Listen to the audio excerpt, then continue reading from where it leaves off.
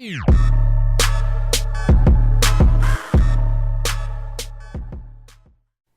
what's up and welcome. I'm the one and only West Coast King, and welcome back to Major League 90, where we are talking Major League Soccer. And there were some really good games from this past week and weekend in the MLS. And if I could, I'd talk about all of them, because I think there's at least a couple of different things we could take from each of the matchups that we had this past weekend. But I'm not going to talk about all the games. Don't worry, this isn't going to be like a 45-minute episode, because it could be if I did that. But I do want to talk about a couple of matchups and a couple of the matches that really caught my eye. So to get things started, I think we have to start with the team that now sits atop the Eastern Conference in Orlando. They went up to Yankee Stadium this past weekend and they beat NYCFC, and they now hold the top spot in the Eastern Conference. They've won 5 out of their 6 games this year, which is pretty freaking impressive. The only reason I haven't really talked much about them at all this year is because they really haven't done it in very impressive fashion. And I'm not trying to take shots at them, like saying that they don't deserve to be up there or anything. That's not it at all. They do. They've won 5 out of 6 games. You can't really knock them for that. But they haven't dominated any games. I mean, you look at this last game. They went up to Yankee Stadium. They had like 37% possession. They got outshot all day long by NYCFC, but still came away 2-1 winners. And that's thanks to Kyle Larin with his brace. I mean, he had a hell of an afternoon, and he pretty much led them to victory in that one.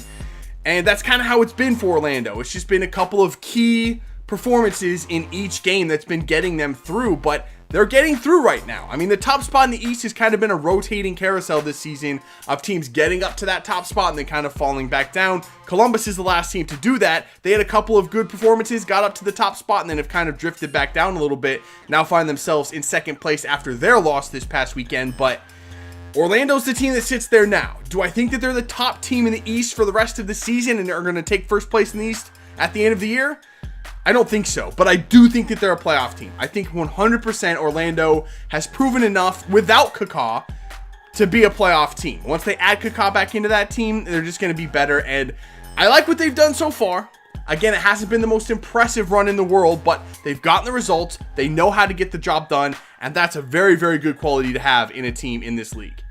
Now, from the top spot in the East, I want to talk about the most entertaining game, if nothing else, of the weekend. And it took place between the two bottom teams in the Eastern Conference. Philadelphia, last place, playing at home against next to last Montreal. What a game. What a game. Philadelphia, at home, had a 3-0 lead 40 minutes into the game. At home. You're like, okay, no possible way. I know they're last place, and they've struggled this season at times, and they've looked abysmal sometimes. But 3-0 at home, I mean, come on, man. And then here comes Montreal. Like, that game epitomized what those two teams are this season. Philadelphia just keeps choking things. Like, they just should be better than they are, but maybe they are just that bad. You know what I mean? Like, if they can't hold on to a 3-0 lead at home against the next to last place team, then they fully deserve to be in last place. And Montreal, on the other hand, that second half is what they could be. That's like you look at them and go, yes, that is what Montreal is, but you see it so rarely out of them, or you see it at times where they're already in a hole and they have to dig themselves out. That's why you find them towards the bottom of the Eastern Conference. And if it hasn't been for Anthony Jackson Hamel the last 2 games, Montreal would have lost both of them. So, I mean, I don't know what to think of those two teams. I think Philadelphia probably is going to be a bottom team in the Eastern Conference. I still have a little bit of faith in Montreal, but my faith is fading quickly. So, if nothing else, it was the most entertaining game, like I said, the past weekend. It ended 3-3 with late game heroics again from Anthony Jackson Hamel. But how long is that going to last for Montreal? Can they turn it around? I don't know. I honestly don't know. So moving on to the Western Conference now, we had a Cascadia clash in Portland between the Timbers and the Vancouver Whitecaps. Portland, obviously, sitting in first place in the West. Vancouver, not so much. They're a little bit further down in the table, but it was a really good game. A little bit more entertaining than what I thought it was going to be. I honestly thought Portland was going to stomp all over Vancouver.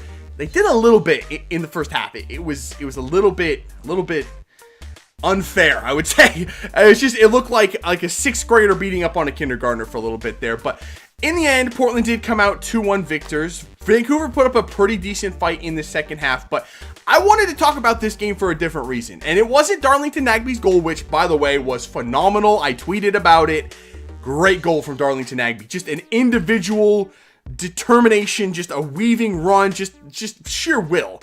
Put that ball in the back of the net. It was a fantastic goal. All credit to Darlington Nagbe. So shut up. I give Portland credit where credit is due. Okay, that was a great goal. But the reason I wanted to talk about this game was, can I give my man of the match for this one to Chris Penso, the referee? What a game he had. I've been so frustrated with the refereeing this year in the MLS. So many unnecessary and just flat out wrong red cards and fouls and penalties. It's like, I've been just sick to death watching this. Chris Penso had the best game I've seen out of a referee in a very long time. I mean, he got every single call, in my eyes, exactly right. And there were some very, very difficult calls. The foul on Diego Valeri on the edge of the box, where he called it on the outside rather than giving a penalty to Portland. That's not an easy call to make, as Valeri's falling into the 18-yard box. It could have been a pen. He could have given it as a pen, and not a lot of people would have faulted him. It was a very, very borderline call, but he got that one right. And in a game between two rivals like that, it's always heated, it's always physical, and he just did a great job. And I just wanted to credit him for that. If I could give him a star at the end of this episode, I absolutely would, but I feel like we should probably save that for the players. But you know what? Round of applause for Chris Penso. Fantastic refereeing performance from him out of a very, very difficult match. All right, I think it's time to let's talk about the Sounders. I didn't want to talk about them for the last couple of weeks because honestly, no, not very good.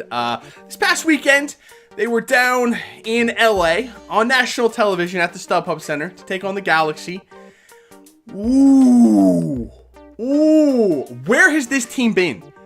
Where has that attack been all year long? Was it the addition of Will Bruin into the starting 11, giving someone for Jordan Morris to kind of play off of so he doesn't have to stand up top all game long by himself? I think that had a large part to do with it. Will Bruin didn't do a whole lot in that game, but the fact that he was there, just his presence on the field, allowed Jordan Morris to kind of roam into different places, get into different areas, and give that defense a lot of trouble. And they had no idea what to do against that Seattle attack. I mean, they ran up the score quickly in the first half, didn't they? I mean, that stretch where they scored the first goal and then they got the second goal like immediately after that.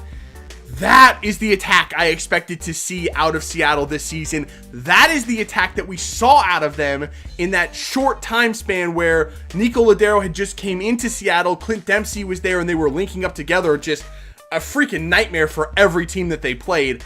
That's what I expected out of them all year long, and I finally saw it against the LA Galaxy. Ashley Cole is going to need to seek therapy for what they did to him last weekend. Wow, he had a nightmare of a game. Like, everything that could have gone wrong for him went wrong, and it went wrong in a hurry. He even had an own goal. I mean, Ashley Young.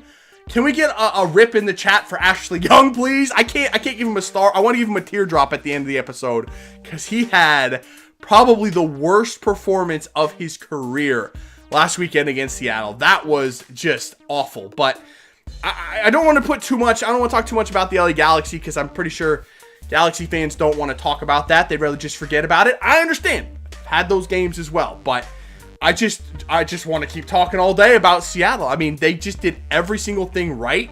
Even their defense looked really, I wouldn't say really good. It was pretty decent. And we're talking about a defense that had Jordy Delem at right back, Gustav Svensson at center back.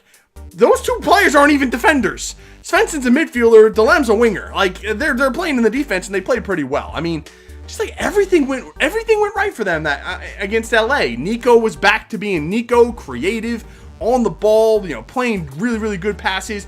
Dempsey was scoring and getting assists. Jordan Morris was all over the pitch, got himself a nice goal as well. Just a sigh of relief, really. That is what I expected to see, and I hope I see a whole lot more of that out of Seattle for the rest of the season. Alright, so let's go ahead and give out some stars for the performances this past weekend. I want to give Anthony Jackson Hamel another star, but I gave him one last weekend for that goal he scored to save the game for Montreal. I'm not going to give him another one this weekend, despite the fact that he scored 2 goals and rescued them again. He got one last weekend, so honorable mention for Anthony Jackson Hamel. The first star, though, is going to go to Kyle Larin. I talked about him. I mean, he just gets goals. That should be his nickname. His nickname should just be Get Goals, because he gets goals where there shouldn't be goals scored. That second goal he had, I mean, he just said, "Get off me! I'm scoring this one," and he just headed it. He just gets goals. I mean, how do you stop that dude? He's an absolute freak, physical monster. Sometimes you just can't stop him. Definitely earned himself a star and earned Orlando the win at Yankee Stadium. Star number 2 is going to go to the man, Captain America, Clint Dempsey. Great performance out of him in LA. Like I said, scored a goal, got an assist, just popped up all over the pitch. Looked like the Clint Dempsey of old, the fully engaged, you know, ready to go, ready to put on a show Clint Dempsey. And if he shows up to the pitch, not a whole lot you can do to stop him as well. And star number 3 goes to Sebastian Giovinco. Can you say torched? Because that is what he did to Chicago. Wow, he put on a show. Beautiful. I would say just a beautiful performance from Giovinco. He was fired up for that one. He was so fired up, he actually got pissed when he got taken off the field. He wanted to keep going. I mean, he put on a show in there at home in Toronto against Chicago. So definitely earned himself a star in that one. So that is all I have to talk about for today. Like I said, I could have talked about a lot of the other matches, such as Dallas and Sporting Kansas City going toe-to-toe defensively and producing a real barn burner there, wasn't it? Jesus, man. They're the 2 top defensive teams in the league, but I didn't want to watch that game because I knew exactly how it was going to turn out. It was just a little bit slow, right? Or I could talk about San Jose having 2 matches this past week, one on Wednesday, one on Saturday, and putting up a big goose egg for goals, kind of how they've been playing lately. Or the fact that Atlanta went to Rio Tinto and waxed RSL. But I feel like I've picked on RSL enough this season. I don't want to go back down that road. So let me know if I missed out on anything in the comments below. And that is going to do it for this one. If you did enjoy it, make sure to let me know by leaving a like below. Subscribe if you're new. I'll see you when we come back for some more Major League 90. See ya.